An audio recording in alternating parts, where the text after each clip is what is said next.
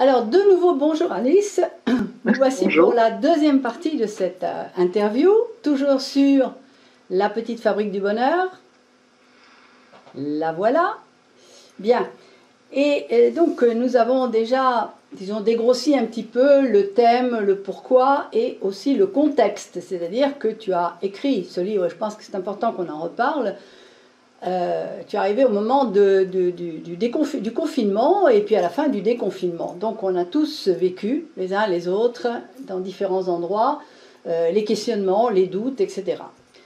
Et donc tout cela, tu l'as bien sûr répercuté sur tes personnages. Alors je voudrais quand même qu'aujourd'hui, à un moment, on réfléchisse un petit peu ensemble sur les personnages. Parce que chaque personnage est profondément humain, profondément naturel. Je crois que chacun d'entre nous ou peut se reconnaître dans un de ces personnages, ou bien a connu ou connaît des gens qui ressemblent à tes personnages. C'est-à-dire ce ne sont pas des gens qui viennent d'une autre planète, c'est des gens qu'on peut avoir croisés tous les jours. Je crois que c'est important de dire que c'est des gens qui reflètent leurs propres contradictions, leur propre cheminement de vie, certains échecs, certains accidents, certains traumatismes. Et justement, le thème de base de ton roman, le fil conducteur de tout ça, c'est quand même la résilience. Que ce soit ton héroïne principale, qui est donc Meryl, qui est cette jeune fille qui a eu des graves problèmes dans son enfance et qui a eu un accident surtout, qui semble avoir brisé ses rêves.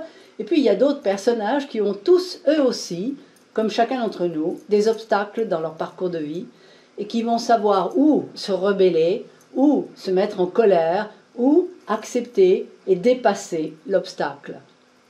Alors je voudrais qu'on parle un petit peu des personnages et puis que tu nous dises aussi non seulement qui sont ces personnages, mais comment ça t'est venu à l'idée, comment tu as eu l'idée de ces personnages-là. Bon, tu nous as déjà parlé un petit peu de la danseuse, donc je crois qu'on peut peut-être, on en a déjà suffisamment abordé la question. Alors je voudrais, commençons par le personnage qui porte mon nom, Amanda, qui est une petite dame d'une grande sympathie, d'une grande humanité. Alors parle-nous d'Amanda. Alors Amanda, elle a ton prénom, mais elle n'a pas ta vie, Oui. si ce n'est peut-être l'amour des animaux. Bon, voilà. Amanda, je l'ai construite parce que j'aime les personnages profondément bons en général. Je trouve que c'est rare, c'est rarement utilisé, que ce soit en littérature, que ce soit dans les films ou dans les séries, parce que je crois que les auteurs ont toujours peur que ça va être ennuyeux, en fait, un personnage bon. Et je crois pas, moi, que les personnages bons puissent être ennuyeux, parce qu'ils sont comme tout le monde.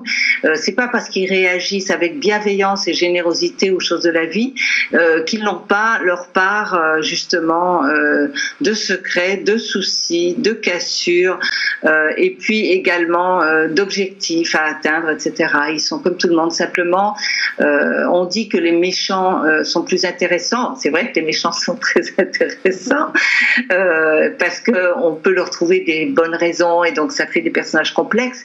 Mais moi, ce qui m'intéresse, c'est de travailler aussi sur les personnages bons et d'en faire des gens complexes aussi. Et il se trouve que la générosité d'Amanda, elle vient pas de nulle part. Elle vient du fait qu'enfant, elle a été une gamine de l'assistance, et que en fait elle a été de famille en famille, de famille d'accueil en famille d'accueil, et en fait ça lui a forgé une espèce de rage de réparation. Elle a la rage de la réparation, c'est-à-dire dès qu'elle est en face de quelque chose qui va pas bien, qui tourne pas rond, d'un personnage qui a une blessure, elle se met en tête qu'il faut qu'elle répare. Voilà, et que ça lui advient à elle, qu'elle est missionnée pour ça dans la vie. Elle est missionnée pour réparer. Et bien entendu, chaque fois qu'elle répare les autres, elle espère se réparer elle-même. Et ça met en rogne enfin, elle le sait pas, c'est inconscient. Oui.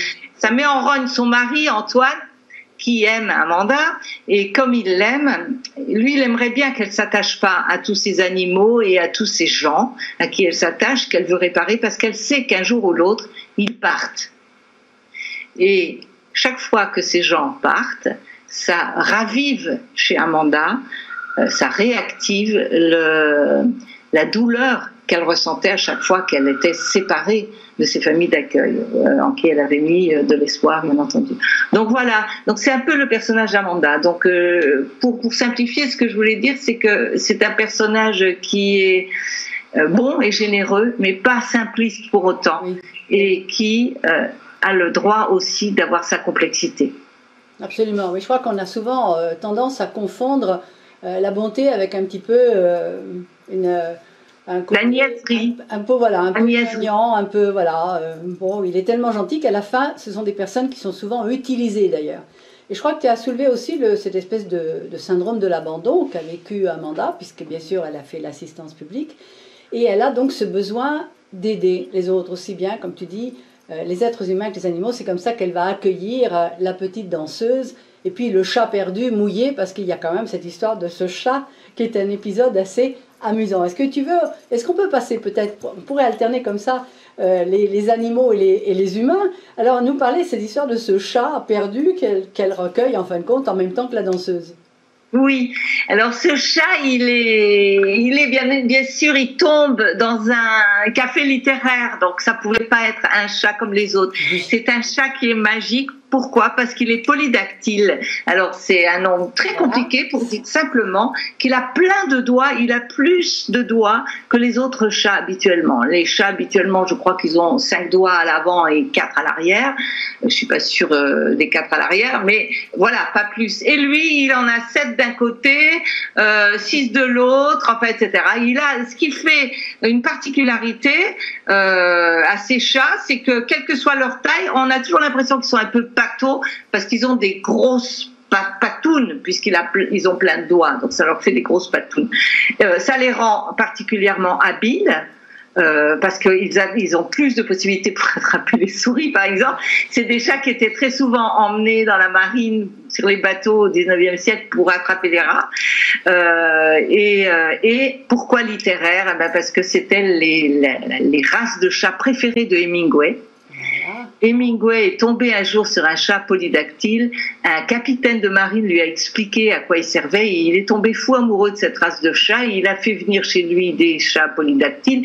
Et dans la maison musée de Hemingway, il y a toujours, parce qu'il a laissé, c'est une fondation, et il y a toujours des colonies de chats polydactyles. Donc si un jour vous allez visiter sa maison musée, vous verrez plein de chats polydactyles partout, parce qu'il y a des tribus et les gens qui s'occupent du musée soignent ces chats particulièrement. Voilà.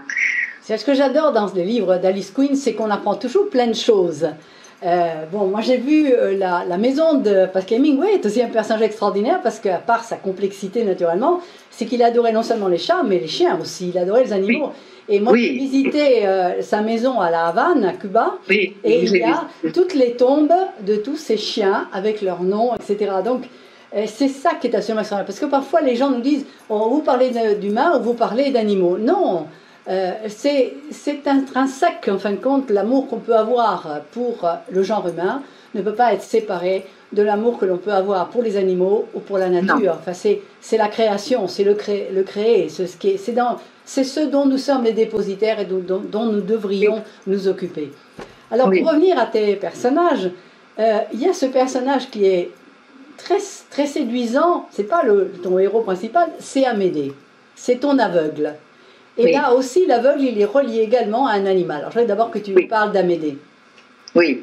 Alors Amédée, c'est le vieil aveugle de la fabrique. Alors la petite fabrique du bonheur est devenue sa cantine, mais aussi son lieu de vie, bien sûr, parce qu'il est très solitaire. Et donc il vient tous les matins, il s'installe dans un coin et il vibre au rythme des clients, de la cuisine, des allées-venues, etc. Et comme de nombreux aveugles, il a développé d'autres sens.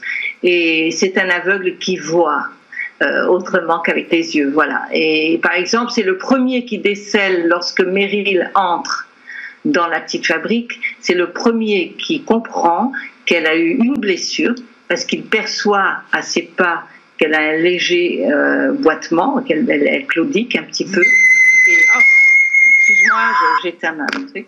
Et donc, il voit autrement que les autres, Donc, et il voit mieux. Et il est accompagné d'un chien d'aveugle, bien entendu. Alors là, ce sont des races de chiens que j'admire énormément. De toute façon, j'aime bien les chiens en général, mais bon, les chiens d'aveugle, c'est vrai qu'ils forcent l'admiration. Les chiens d'handicapés aussi.